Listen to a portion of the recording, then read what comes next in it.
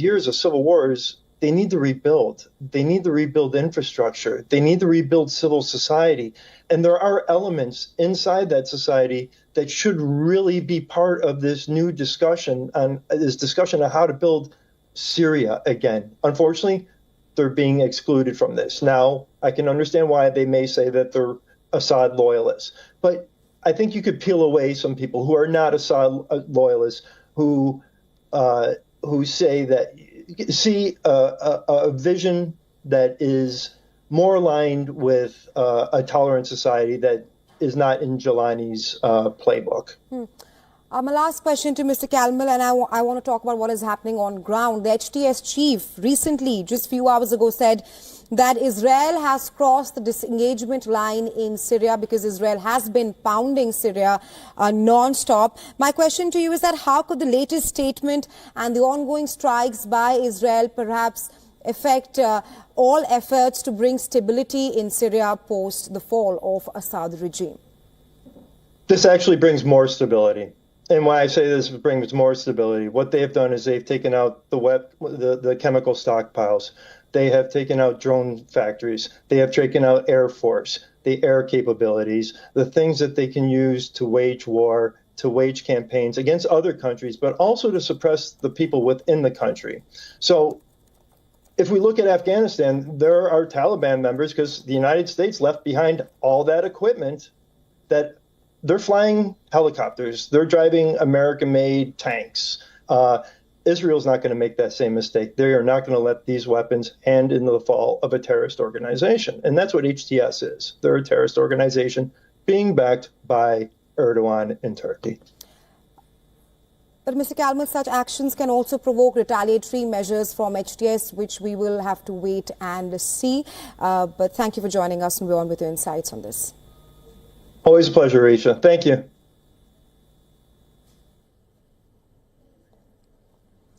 There are fresh signals of a ceasefire push for Gaza gaining momentum. Officials of the Biden administration have stepped up diplomacy towards closing in on a major pact by the end of 2024. And this as pressure continues on the Israeli Prime Minister Benjamin Netanyahu to get the hostages freed. Thousands of demonstrators gathered in Tel Aviv on Saturday, demanding a deal to bring back the hostages.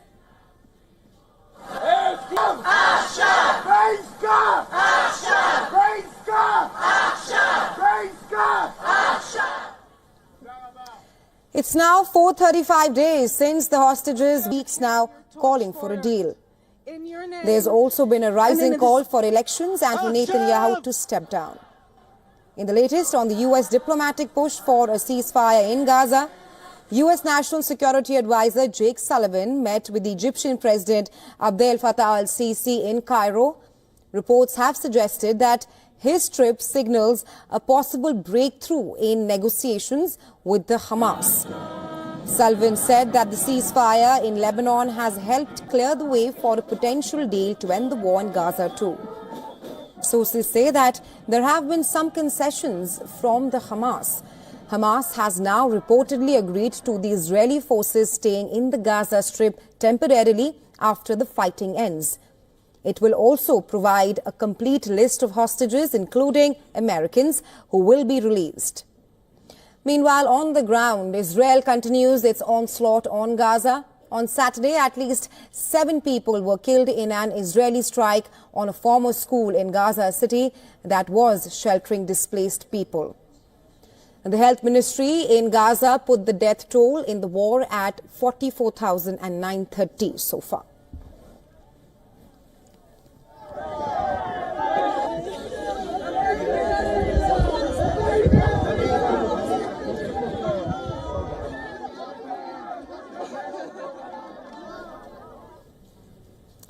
Boeing has cautiously resumed production of its 737 MAX jets following a prolonged work stoppage that lasted for over a month. However, the recovery procedure has been hampered by supply chain delays and reluctancy from smaller suppliers to fully rehire the staff.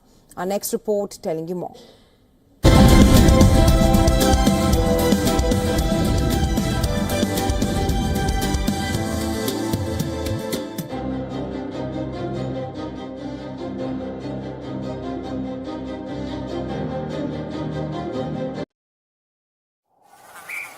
एक दिन हमारे गांव में किसी ने नहाने का सावर रख दिया।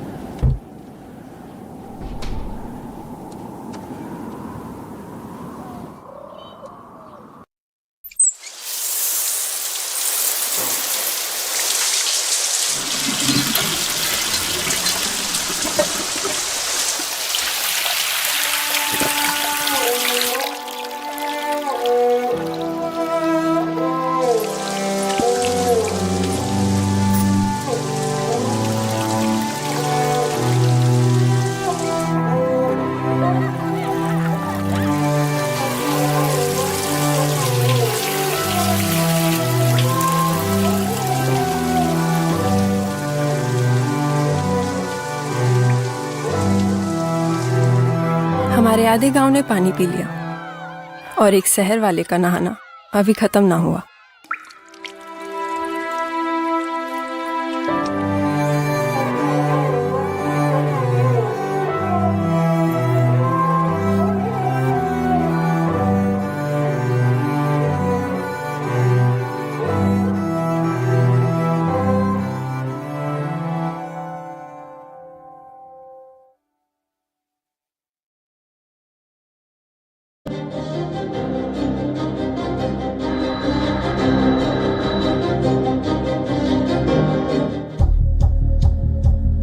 Boeing has cautiously restarted production of its best-selling 737 MAX after a lengthy work stoppage that lasted over a month.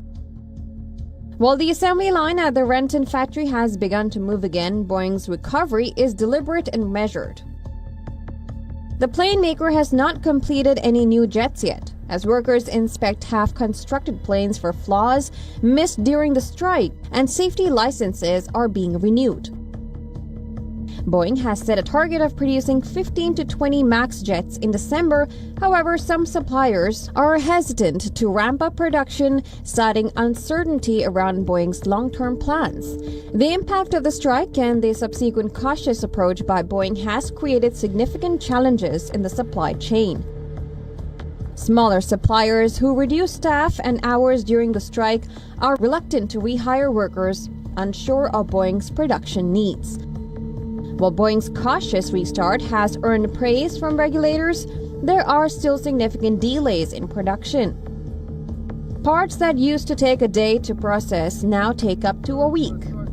The company is aiming to reach its target of 38 jets per month by year-end. However, achieving this goal remains uncertain. Boeing's struggles to recover from the strike are not just about restarting the production lines, but also about rebuilding trust with its suppliers. Many smaller companies in Boeing's supply chain are holding back on new investments, fearing another shift in Boeing's production rates. Despite these challenges, Boeing is working closely with suppliers to stabilize its 737 MAX output. However, experts predict that it will take longer to reach pre-strike production levels compared to the past disruptions. Business Bureau Report, Weon Wolisman.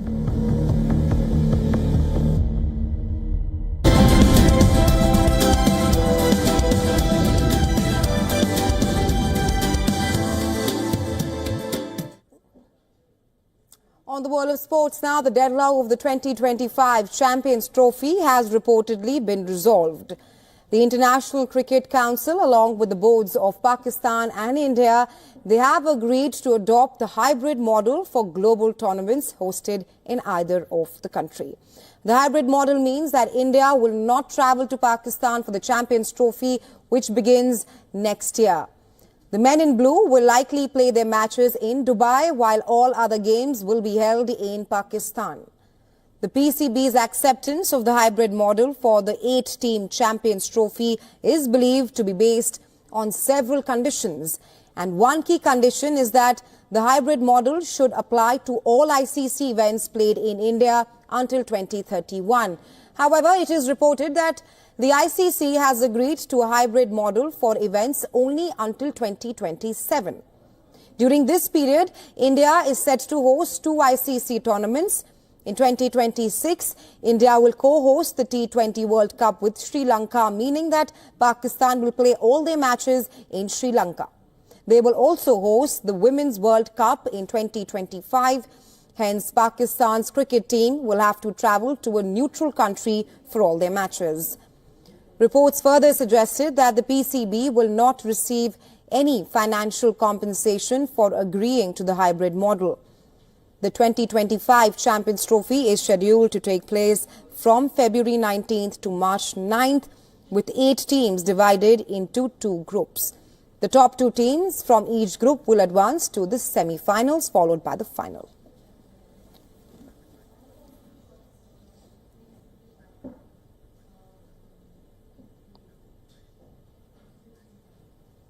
All right, before we move ahead, here is a wrap of all the climate stories making headlines across the globe. Take a look.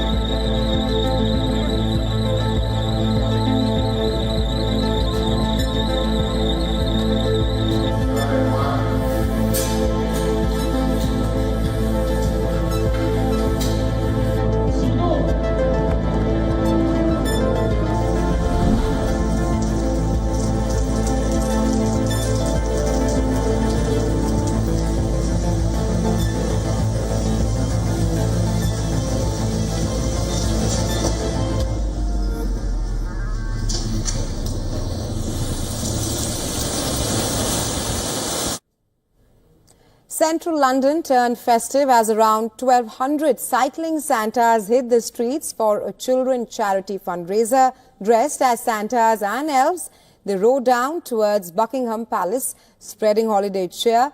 We leave you with these visuals as we call it a wrap. Thank you for staying with us. You are watching Beyond World is One. Stay tuned.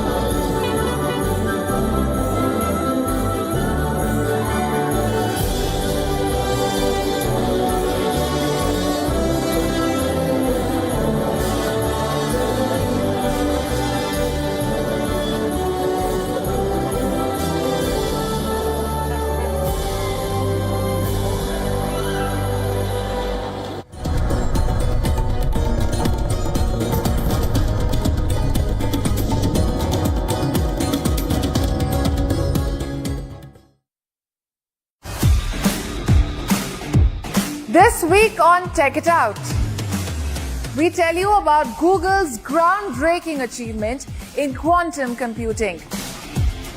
We also tell you what wedding invitation scams are. And find out how robots are transforming our daily lives. This and more on WION World is One at these times.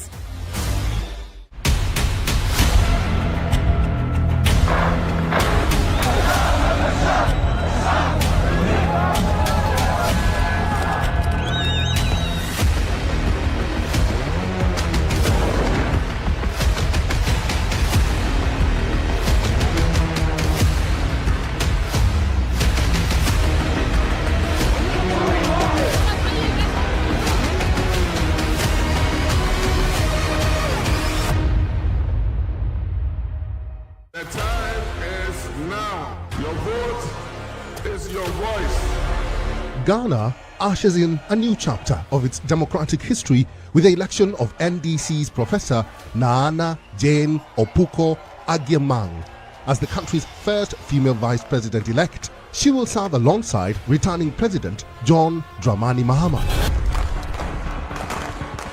Tensions flare as police and protesters clash in the Mozambican capital Maputo, with demonstrators saying the clashes have turned deadly amid use of live bullets by security forces.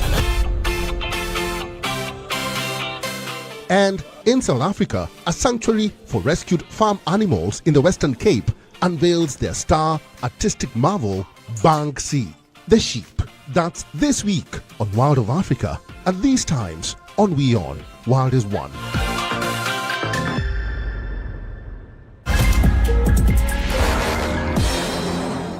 WION Business Masters is, I think, a great initiative by WION to really use leadership thoughts, leadership insights. The viewers can really gain a lot of insights from the real world experiences of different leaders. A lot of personal insights that I have shared about my career, my journey, and hopefully some of them will help young leaders and future leaders to shape up their careers.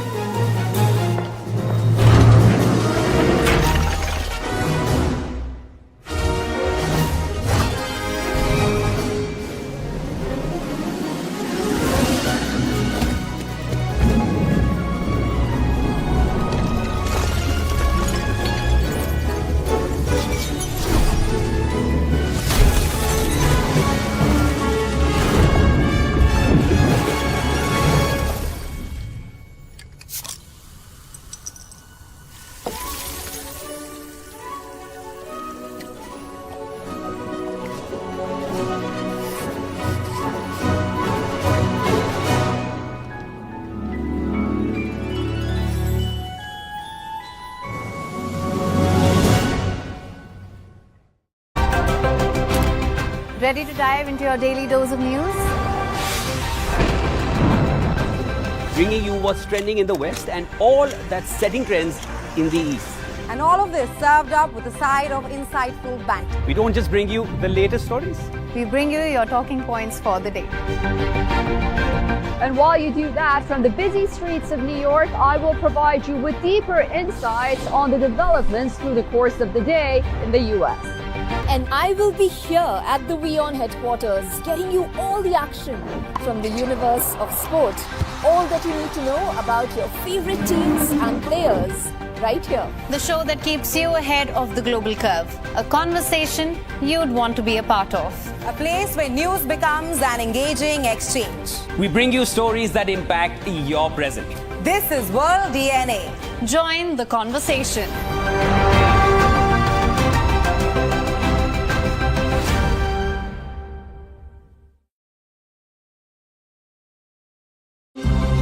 To bring the benefits of the Subhash Chandra Show to your educational institution, teachers and students, send an invitation to Juhi Jha at juhi@such.org.in.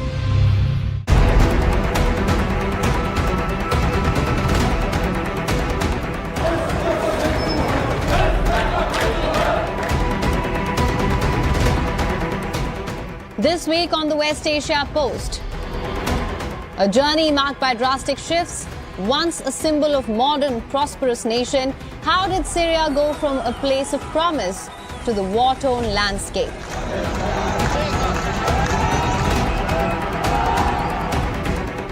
After the lightning-fast advance of rebels in the ouster of the Assad regime, Syria finds itself under siege once again. Airstrikes from Israel, Turkey and the United States persist, intensifying the country's woes.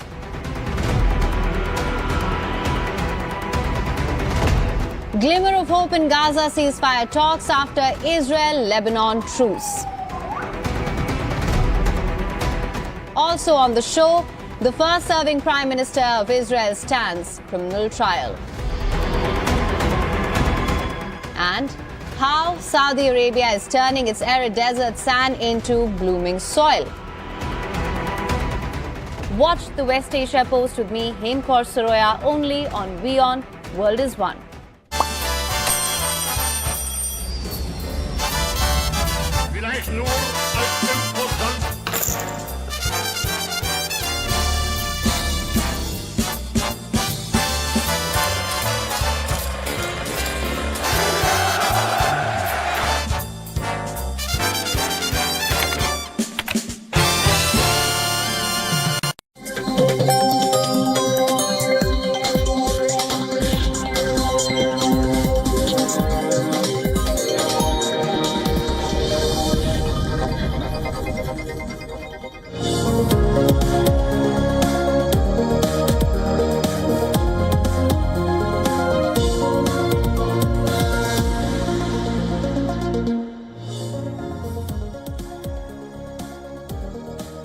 And welcome back. You're watching WION World is One. Thanks for staying with us. I'm Jyotsna Kumar. Let's start with the headlines.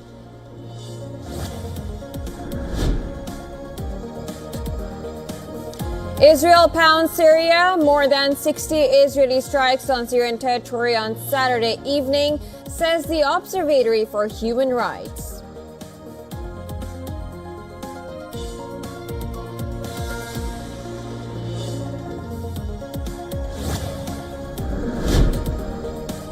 Top diplomats from U.S. and West Asian countries say a new government in Syria must respect minority rights and affirm full support for its unity and territorial integrity. The leaders met in Jordan after direct contact with rebels who ousted Assad.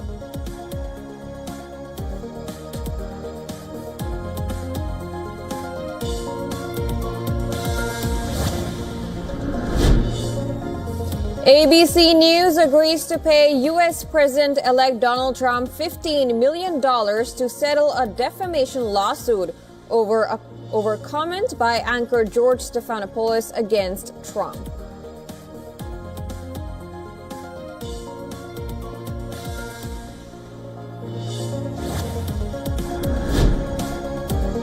Sri Lankan President Anura Dissanayake to begin his 3-day India visit today. It's his first overseas visit since taking office and will focus on political, trade and investment linkages.